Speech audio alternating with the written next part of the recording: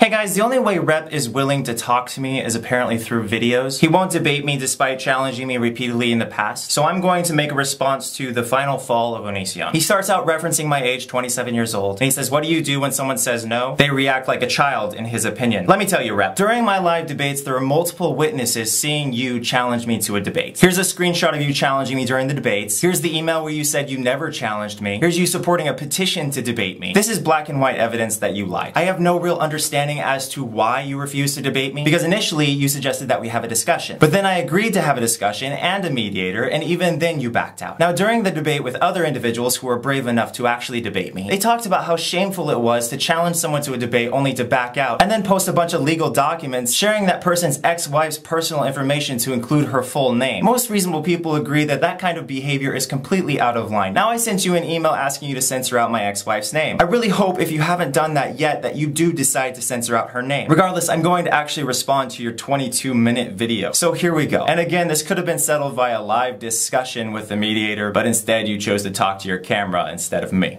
Okay, as far as so-called haters, when people make multiple negative videos about you, they are haters. I don't know why there's a discussion about this. People who disagree with you are not automatically haters. People who hate on you are. Like for instance, I had a debate with SG. Apparently he has made 40+ negative videos about me. He swore at me, he yelled at me, and he insulted me. That is an example of a hater. Somebody who says, listen, as far as your views on abortion, I'm pro-life, and I don't agree with you. That person is not a hater. They are someone with a different opinion. What is and isn't a hater is self-evident. And the sad thing is that the real people who abuse the word hater are the individuals who go to someone's channel and they say, this person's a monster, a psychopath, and I hate them. That is a hater. But those very same people are saying, oh, I'm a hater because I don't agree with you. You say out of the clear blue as if it came out of nowhere that I challenged you to a debate, despite you with tons of witnesses openly challenging me to debates. While the debates were occurring, it didn't come out of the blue, Rep. You asked for it, you got it, and when you got it, you ran. This is the evidence. It's right in front of you. And then he uses an example of me saying that I picked this individual because Rep said good luck to them, which means Rep was supporting the debaters. So again, it didn't come out of the blue. And then he points out that I said I didn't want to talk to him. The reality is, however, I saw that multiple people were saying that he was going to pwn me in discussion. I saw his challenges and I'm like, you know what? I can man up. I don't want to talk to him, but a lot of people are voting for me to talk to him. I'll do it for my audience and I'll do it to prove people wrong. And again, what did he do? He literally went and deleted his comments. So now you can't even find them. All you have now are witnesses and screenshots of what happened. He then says, importantly and specifically, that he didn't handwrite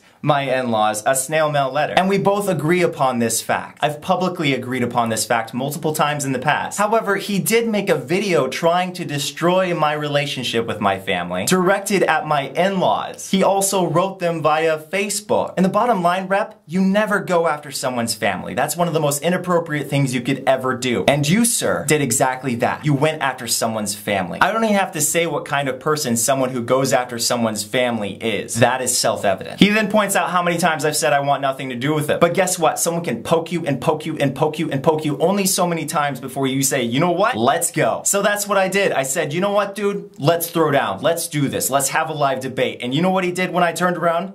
He ran. He literally says that he has never asked to debate me yet again. Blatantly lying to you guys. I don't even know if he removed it from his Facebook yet. But guess what? This man is sticking with his lie. It's amazing. Because if he hasn't removed it from his Facebook yet, you can go over there now, scroll down, and you'll see him literally challenging me to a debate. And he just literally said he never has. And then there's this screenshot again. This is amazing that someone would stand by a lie even though they've been publicly proven wrong again and again. Listen guys, I've made mistakes in my life and I admit when I'm wrong. But this isn't a gray matter. This is literally black and white. He says he never challenged me to a debate even though it's proven that he in fact has multiple times. Me personally, I see someone blatantly lie to me like that and I'm like, dude, I'm out. Okay, I also want to point out something that invalidates his previous points where he says, guess what, Onision, you previously said you never wanted to talk to me again, you had no interest in me, etc. And now you're contradicting yourself by pursuing debate with me. Of course, refusing to acknowledge the fact that he literally challenged me within the last few days. This very same man publicly said that he wouldn't be talking about me ever again. In the very email he posted himself to his own video, he said that really having anything to do with me would be like beating a dead horse. So as you can see, he's guilty of the same things that he's saying I am, which is being a person who changes in time. A person who thinks about something and says, you know what, I want to go a different course. For me, it was the person who was getting poked and poked and poked and finally turned around and said, let's go. For him, it was a guy who says, I want to debate you, I want to debate you, I want to debate you, and then says, oh, I don't want to debate you anymore. And also, I don't want to talk about you. Only to a few days later title a video, The Final Fall of Onision. It's like beating a dead horse, only not, because you're still beating it. He says he was going to make a final video about me and that he deleted all the clips regarding that video. This may be true, but let me tell you the most popular reason why someone stops making a video about something. It's because the video sucks. There are quite a few experienced YouTubers watching this video right now, and those individuals know damn well that what I just said is very true. If we don't like the way a video is going, we stop making it. If the final video he was going to make on me was a really, really good video, there's no way he would stop from making it. So basically what he's very likely indicating is that the last video he attempted to make on me was probably pretty weak. He couldn't see the point then, but at least he sees the point now and decided to make The Final Fall of Onision. He then says what I previously said, that he publicly said he wouldn't be talking about me anymore, and yet just like I pointed out, he's guilty of the same thing that he said I was guilty of, where he said he wouldn't do something a long time ago, but now is doing exactly that. So in that, the whole first section of his video is completely self-destructive. It's literally like he's ridiculing himself. He then talks about how he doesn't want to make a video about my wife's pregnancy. Well, Rep, you've made videos addressing my family members which are a part of my private life exclusively. You made my relationship with them public. You also took my marriage certificate and threatened to release it to a hate site. It was already available to the public. However, a marriage certificate on a legal site versus a marriage certificate on a hate site are two very different things. But the reality is, in your actual videos, you linked my marriage certificate, which means you not only pulled me under the bus, but my wife as well, who, by the way, hasn't done anything to anybody. My wife and my family do not deserve this stress, and yet you have flung it upon them. Innocent people. This is part of why I've never wanted to talk to you, because your behavior has disgusted me so much. You have behaved as a person who has no morals. It's as simple as this. If you have a problem with somebody, have a problem with them. Do not go after family. I don't know who your family is. I don't care to know who your family is because it is none of my business. I don't post your legal documents in my video description or threaten to release them to hate sites because that's just not something I'm willing to do. I don't see how it's productive. I do, however, see how it's abusive. And I also want to remind my audience, this individual pulled my ex-wife under the bus by releasing her full name to everyone as well. Yes, this full name was available to the public, but only if you went to a legal site and sought it out. He, however, posted my ex-wife's full name to this blog, which is negative towards me, and in that it could be seen as a hate blog, as what he presents there isn't constructive criticism, but rather his only objective appears to be trying to rip me apart. It's not like he says, hey everyone, this is Onision, he's on the wrong path in life, let's try to get him on the right path. Instead he says, hey, these are the accusations made against Onision, let's not give him a chance to speak his piece in live show. Rather, let's all treat these accusations as if they're fact and go spam him, telling him what garbage we believe him to be, based on something that we quite frankly do not have enough evidence to fully judge. Again, he points out that he says he doesn't want to produce any more content about me, then contradicting himself by making more content about me. So again, if you're going to say someone else is guilty of something, don't be guilty of it yourself. He then again emphasizes the same point he's been trying to drive this whole time, being completely unaware of his own behavior, questioning again and again why would somebody who says they don't want anything to do with another person would then proceed to want to have a dialogue with them, not realizing he is actively doing exactly the same thing. I just want to go off to the side real quick and express a concern I have. When I was going to do a rep sock debate, which me as a comedian I found to be very funny, and hundreds voted for me to do this. It wasn't like everybody was telling me no, that I shouldn't debate a sock. My thoughts were, okay, this guy doesn't want to debate me. I still want to counter his points. I may as well have some fun with this. And if you watch it, I laughed a lot because it was really amusing to me. And a lot of other people said, thank you for making that. It was hilarious. I cried laughing. So a lot of people enjoyed the rep sock debate. If you go to my Facebook, you'll also see the hundreds of people that voted to make that debate happen. But I just want to point out my concern. This man threatened me vaguely that something bad would happen to me if I proceeded to debate a sock. I kept thinking to myself when he was threatening me, first of all, is this guy psycho? Why would you threaten someone with something very bad and not tell them what it is? That could be anything. He could be threatening to show up to my house and throw a pie in my face, or he could be threatening to just update his status with Onision is a duty head. Saying you're gonna do something bad to somebody is very vague and scary. So I was looking at this and I was thinking to myself, okay, if I proceed to argue with a sock on a live show, this guy's gonna do something bad to me. And you know what I did? I could have ran like he ran when I challenged him to a debate, but instead I thought to myself, you know what? Let him do what he's gonna do. I will not be controlled by someone threatening me. I will not be controlled by fear. So I'm gonna proceed with this debate regardless. And you know what? The mass majority supported me, as you can see in the Facebook polls.